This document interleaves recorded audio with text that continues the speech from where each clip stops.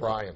So the question being asked is the government spraying toxic chemicals into the skies all over the world to stop global warming? It's called geoengineering, and a growing movement of people say yes. They also say many of the illnesses you see today are a direct cause of what's happening in the sky. KMIR 6's Christina Pascucci investigates. Could a strange substance found by a southwest Arkansas man be part of a government test?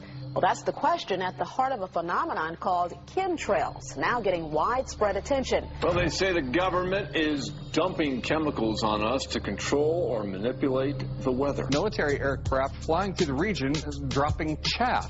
And obviously they're up there practicing. Now, they won't confirm that, but I was in the Marine Corps for many years, and I'll tell you right now, that's what it is. People say the government is up there in airplanes spraying all kinds of chemicals. Could be the biggest threat that we've ever experienced. Longtime Valley resident Melanie St. James says she moved to the desert from LA for the clean air. But in the fall of 2009, she noticed the desert sky looked different. The white, heavy white, long streaks started appearing in the air. I had a dry, burning respiratory system, lungs, bronchioles. Actually, my entire respiratory system almost swelled shut. And St. James believes that's due to chemtrails. When you and I grew up, these contrails naturally dissipated in a few seconds or perhaps a minute max.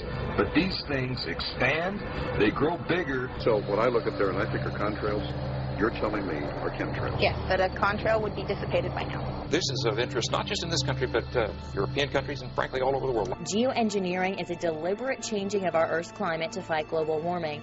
And this is what many claim to be the source, chemtrails. It's a combination of aluminum, barium, and strontium. Some say the government is spraying in our skies. In the end, it forms a sort of cloud layer that reflects the sun's rays away from the Earth and thus cools our planet. Well, we've seen these numbers of aluminum, barium, and strontium escalate several thousand percentage points just in the past 10 years. Those numbers were not there before the trails were there. Nobody has been able to find a source of the contamination of aluminum, barium, and strontium. To test their theory, Michael J. Murphy and his team headed to an organic farm on Maui. A public official on Maui, Hawaii, who got deeply concerned about this, acquired over 30 different rain tests which reveal aluminum, barium, and strontium toxicity. Retired USDA biologist Francis Mangels says chemtrails, also known as geoengineering, are detrimental to our planet's future. It's probably one of the biggest threats that I can see. Mangels says soil tests have shown the actual pH of the Earth's soil has changed, making it harder for farmers to grow food. Also, Alzheimer's, which has been linked to aluminum, has skyrocketed. Here in Riverside County, Alzheimer's is up 260%. You can't dismiss an increase like that just saying it's better reporting.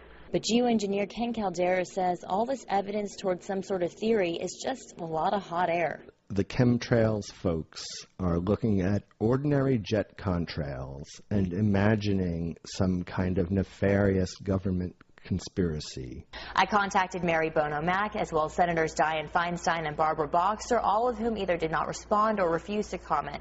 I also spoke with the EPA and the National Oceanic Atmospheric Administration. Both said they knew nothing of attempts to modify the weather. However, there are federal documents that specifically mention weather modification. While there's disagreement over whether geoengineering is being used to control our weather right now, though, both sides agree it could happen in the future. In the United States, there is no research program on geoengineering yet, although people like myself are trying to create a research program. Geoengineers say directly modifying our weather has a much more immediate effect than switching the world to alternate energies. A process that will take a minimum of 50 years to perhaps 300 years to convert everyone to renewable energy. Therefore, anything that might result in a quick fix to the problem would be seriously considered. It's hugely risky. It will likely negatively impact some people, but we might find ourselves in a situation where those risks seem worth taking. I'm Christina Pascucci for KMIR 6 News.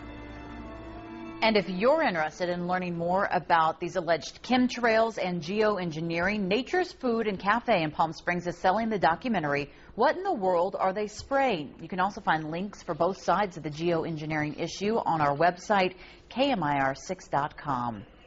Sixth graders from